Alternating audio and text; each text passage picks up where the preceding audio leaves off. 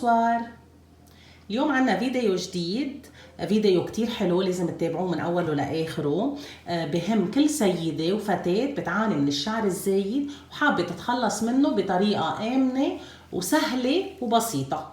بس قبل ما بلش بالفيديو، اللي عم يشوفني لأول مرة بليز ما تنسوا تعملوا لايك وسبسكرايب وشير وتفعلوا الجرس تيوصلكم كل شي جديد وما يروح عليكم شي أبدا أبدا.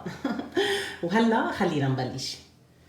بهيدا الفيديو رح اعمل صابونة انا بسميها بديل الليزر، بتخفف من انبات الشعر وبتأخر ظهوره، واكيد بطريقة طبيعية، ما بدنا لا ليزر نروح ننطر ونعمل جلسات وسنة لنخلص جلساتنا كلياتها وندفع مصاري على الفاضي.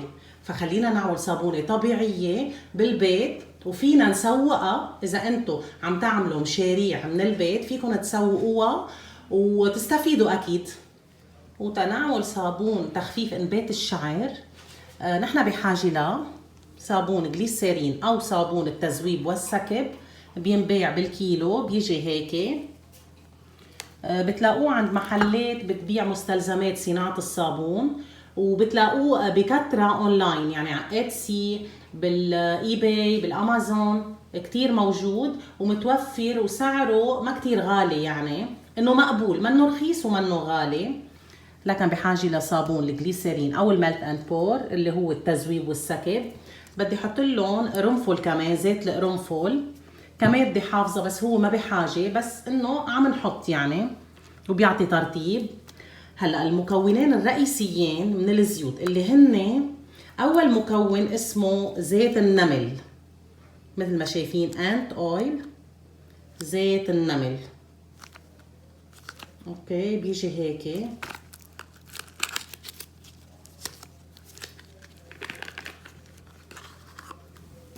خوف امنيته، بدك مبين النملة عليه. اوكي. والمكون الثاني من الزيوت هو زيت السعد، اسمه زيت سعد. اوكي. هلا بما انه زيت النمل ما حبيت ريحته انا ابدا، ما تقطع يعني بدي حط له زيت عطري اللي هو البابايا لنحسن من ريحه الصابونه. ما معقول يعني تكون الصابونه ما حلوه ريحتها، بالاخص رح نستعملها على الايدين والاجرين وتحت الباط وهيك محل ما في شعر.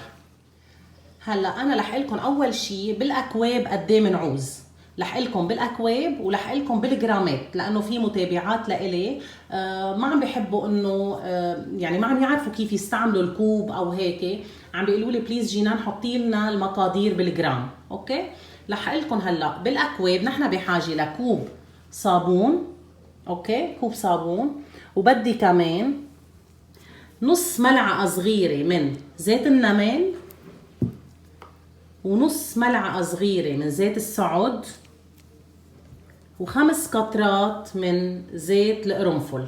اوكي، هيدول بالنسبة للأكواب والملاعق. أما بالنسبة للجرامات، نحن بحاجة ل 100 جرام من صابون الجليسيرين أو صابون التذويب والسكب، بحاجة كمان ل جرام واحد من زيت النمل، جرام واحد من زيت السعد،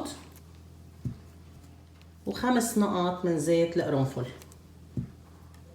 اوكي، هلا بدنا ناخد نحن هيدا الصابون، بدنا نحطه بحمام مريم، حمام مي سخنه يعني، او بدنا نحطه بالمايكروويف لمده 30 ثانيه مع المراقبه اكيد، وليدوبوا بنرجع بنحط المكونات الثانيه فوق منه.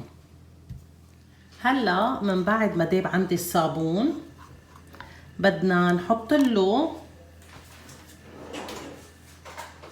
نص ملعقة صغيرة من زيت النمل أو جرام واحد من زيت النمل،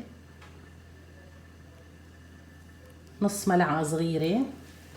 وبدي حط له كمان نص ملعقة صغيرة من زيت السعد أو جرام كمان. وبدي حط له كمان 5 نقط من زيت القرنفل.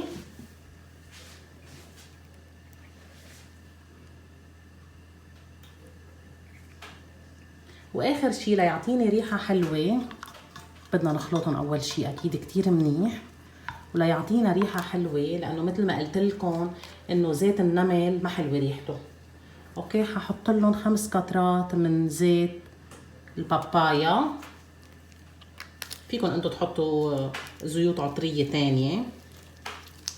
بدي اخلطهم كتير منيح، يعني اهين من هيك وابسط من هيك بعد ما في. زيت النمل وزيت السعد معروفين لما ينحطوا على البشرة انه ببطئوا عملية انبات الشعر، وهلأ بخبركم كيف بنقدر نستعمل الصابونة. اوكي، وهلأ بدنا نسكبها بالقالب. هلا من بعد ما سكبتها مثل ما شايفينها يحيى، سكبتها هون. حبيت اعمل صابونة تانية بس حبيت احط لها لون هالمرة، لكن هون انا دوبت 100 جرام من الجليسرين، لنحكي بالجرامات هلا. بدي احط لها كمان المايكا، الوان المايكا. دوبت هون هيك شوية لون مايكا مع شوية زيت لوز. شفتوا كيف المايكا بتدوب بالزيت؟ ليكو دغري، ليكو لونها كيف بصير حلو كمان. الوان المايكا بتدوب بس بالزيت او بالجليسرين او بالكحول، يعني بهيدا كحول الطبي. اوكي، بثلاث شغلات. اكيد الوان المايكا ما بتدوب بالمي ابدا، ما تجربوا ابدا. اوكي، بدي احط لها كمان جرام واحد من زيت النمل اللي هو نص ملعقة. يعني انا عيرتهم بالضبط، بتطلع نص ملعقة. شوفوا شو في بقلبه زيت النمل، هيك نقط سوداء. اوكي، وبدي احط لها نص ملعقة او جرام من زيت السعد،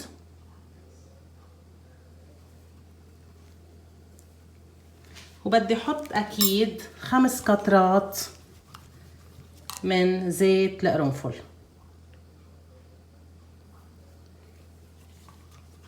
هلا ارجع شوي بس هيك مرقه شوي على حمام المي السخنه، ونرجع نسكبها بالقالب. هلا بدي اسكبها بالقالب. اكيد القالب معقم ونظيف، وبدي رشها دغري كحول مشان نمنع الفقاقيع عنا.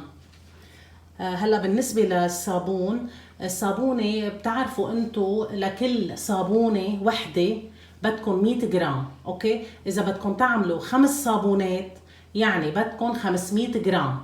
يعني هيك فيكم تحسبوها. اذا صابونة وحدة 100 جرام، واذا 10 صابونات اكيد بدكم 1000 جرام، يعني كيلو كامل.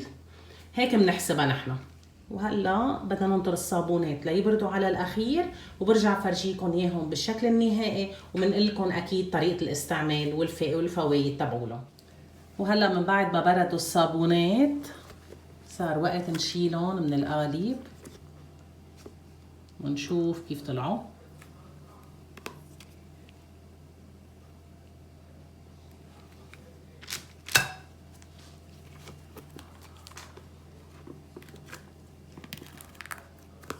وهاي الصابونة الثانية. كتير بحب هالقالب انا لانه هيك شكله وردي حلو كتير. مثل ما شفتوا هذه النقطة السوداء لما فرجيتكم زيت النمل انه في نقط سود. معقول يكونوا النملات هيدول يعني؟ ممكن، كل شي جايز. طلعت لنا وينا يا حيي، طلعت لنا نملة هون.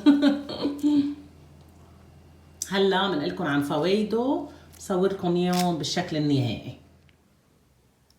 وهيدا بيكون شكلهم النهائي.